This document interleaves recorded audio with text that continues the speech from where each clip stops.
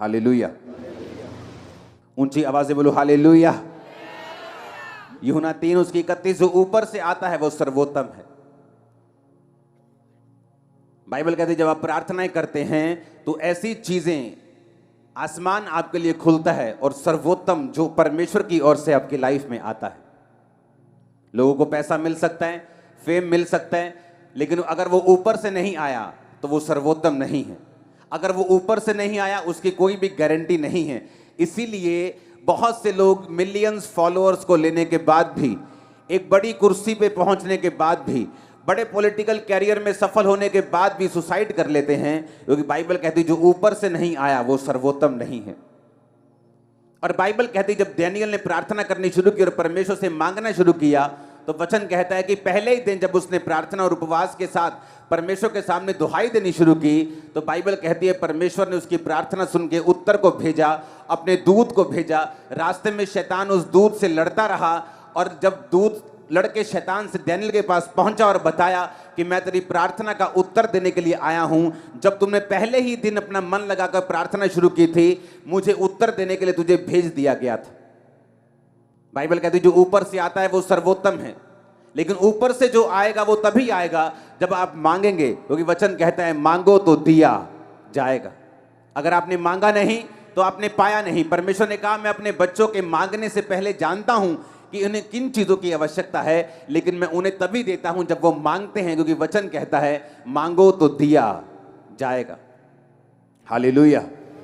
परमेश्वर ने कहा जब तक मनुष्य को स्वर्ग से ना दिया जाए वो नहीं पा सकता। और वचन की गहराई बताती है कि जब आप परमेश्वर के सामने घुटनों को टेकते हैं और प्रार्थना करते हैं, दाऊद कहता मैं सांझ को, मैं भोर को, दोपहर को, तीनों पहर तेरी दुहाई देता रहूंगा और तू मेरी सुन लेगा। बाइबल कहती है डैनियल 3 टाइम परमेश्वर के सामने परमेश्वर का धन्यवाद करने के लिए और प्रार्थना करने के लिए जाया करता था। वो 3 टाइम परमेश्वर के सामने रोज उपस्थित होता था, क्योंकि हम जानते हैं कि जो कुछ परमेश्वर ने मेरे लिए सोचा है, जो स्वर्ग से मेरे लिए उतरेगा, जो परमानेंट होगा, जो टेम्परेरी नहीं होगा, जो थोड़े दिनों का नहीं होगा, जो आशीष लगातार मेरी जिंदगी में रहेगी, वो तभी आएगी अगर वो स्वर्ग से उतरेगी, क्योंकि वचन कहता है जो ऊपर से आएगा वो सर्वोत्तम होगा। अपने हाथों को उठा और बोलो जो ऊपर से आएगा वो सर्वोत्तम होगा। मैं मांगता हूं मेरी लाइफ में सर्वोत्तम आए। आमीन। यीशु मसीह ने कहा अगर मनुष्य को स्वर्ग से ना दिया जाए तब तक वह कुछ नहीं पा सकता। संसार की ब्लेसिंग लोगों की आती चली जाती, आज वो अर्श पे हैं, कल वो फर्श पे हैं, लेकिन परमेश्वर ने कहा अगर तुम्हें स्वर्ग से दिया जाएगा तो वो आशीष परमानेंट होगी, वंशों तक चलेगी, वो सर्वोत्तम होगी। आमीन। अगर हम पुराने नियम में देखें, जब परमेश्वर ने मूसा को कहा था कि तू इस तरह का तंबू मेरे लिए बनाना, और उस तंबू में अगर हम देखते हैं 4 नंबर फोटो के ऊपर, तो उस तंबू में बाइबल कहती है कि जब पवित्र स्थान में जाते थे तो एक लैंप होता था जो 7 दीवटें होती थी, जो पवित्र आत्मा की निशानी है। उसके सामने बिल्कुल अगर आप देखेंगे तो मेज में रोटियां पड़ी हुई होती थी। बाइबल कहती है जो लैंप है, जो पवित्र आत्मा की निशानी है, रोमियो 8 उसकी 26 और 27 में लिखा इसी रीति से आत्मा भी हमारी दुर्बलता में सहायता करता है, क्योंकि हम नहीं जानते प्रार्थना किस रीति से करनी चाहिए, परंतु आत्मा आप ही ऐसी आहें भरकर जो बयान से बाहर है हमारे लिए विनती करता है। और मनों का जांचने वाला जानता है कि आत्मा की मनसा क्या है, क्योंकि वह पवित्र लोगों के लिए परमेश्वर की इच्छा के अनुसार विनती करता है। बाइबल कहती है कि वो आत्मा हमारी दुर्बलता में सहायता करता है, क्योंकि हम नहीं जानते प्रार्थना किस रीति से करनी चाहिए। पवित्र स्थान में जब मूसा को परमेश्वर ने दिखाया कि एक लैंप रखना, एक ही टुकड़े से उसे बनाना और 7 दीवटें बनाना, जिसका मतलब है पवित्र आत्मा की प्रेजेंस। एक विश्वासी जब पवित्र आत्मा में होकर प्रार्थना करता है, बाइबल कहती है वो नहीं जानता प्रार्थना किस रीति से करनी चाहिए। इस तरह लोग बोलते हैं मैं प्रार्थना में क्या बोलूंगा, मुझे प्रार्थना करनी नहीं आती, लेकिन बाइबल कहती है जब पवित्र आत्मा आप ग्रहण करते हैं, जो कि आपको पापों की क्षमा के साथ प्राप्त होता है, आप खुदावन से पापों की क्षमा को मांगते हैं, यीशु के लहू को मांगते हैं, आप पाप छोड़ते हैं, अपने जीवन में एक ही परमेश्वर यीशु मसीह को ग्रहण करते हैं, उसके पीछे चलना शुरू करते हैं, उसके वचन को मानना शुरू करते हैं।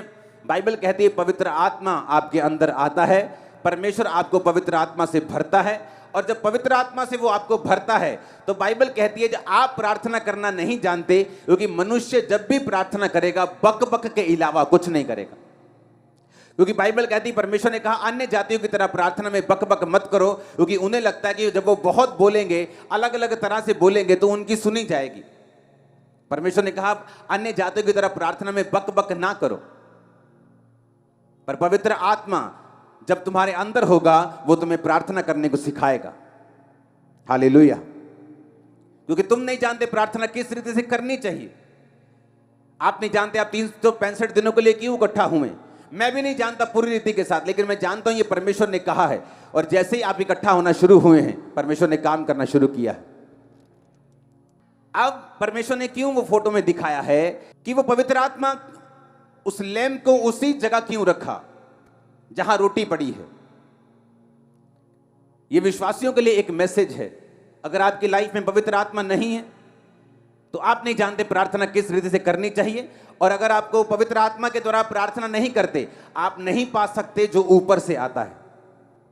आप धरती की आशीषें पा सकते हैं, लेकिन वो परमेश्वर की ओर से अगर नहीं है वो टेम्परेरी है, थोड़ी देर के लिए है।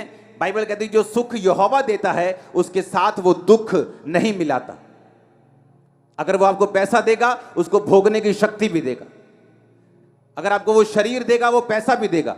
अगर पैसा देगा तो आपको बीमारियां नहीं देगा कि आप उसका आनंद मान सकें, अपने बच्चों के साथ फैमिली के साथ रह सकें। वो आपको बरकत देगा, और बाइबल कहती है जो ऊपर से आता है वो सर्वोत्तम है। और अगर ऊपर से कोई ब्लेसिंग चाहिए तो आपको प्रार्थना करनी आनी चाहिए। अगर प्रार्थना आनी आपको सीखनी है तो बाइबल कहती तुम अपनी मर्जी से प्रार्थना नहीं कर सकते, पवित्र आत्मा तुमको सिखाता है प्रार्थना किस रीति से करनी चाहिए। आमीन। कई बार आप प्रार्थना करने के लिए बैठते हैं, आपको रोना आता है। कई बार आप प्रार्थना करने के लिए बैठते हैं, आपको जोश आता है। आप प्रार्थना करने के लिए बैठते हैं, कई बार आपका दिल करता है वर्शिप सुने आनंद से। ये सब पवित्र आत्मा के कार्य हैं। आमीन। पवित्र आत्मा आपकी लाइफ में करता क्या है?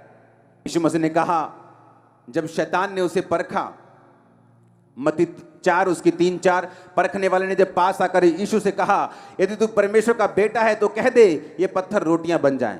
यीशु ने कहा लिखा है मनुष्य केवल रोटी से नहीं परंतु हर एक वचन से जो परमेश्वर के मुंह से निकलता है जीवित रहेगा। परमेश्वर ने कहा हर एक वचन जो परमेश्वर के मुंह से निकलता है वो जीवित रहेगा। अगर इस वचन को हम यूनानी भाषा में पढ़ें, जो शब्द लिखा गया वचन, 2 तरह का वचन है, एक है लोगोस, एक है रेमा।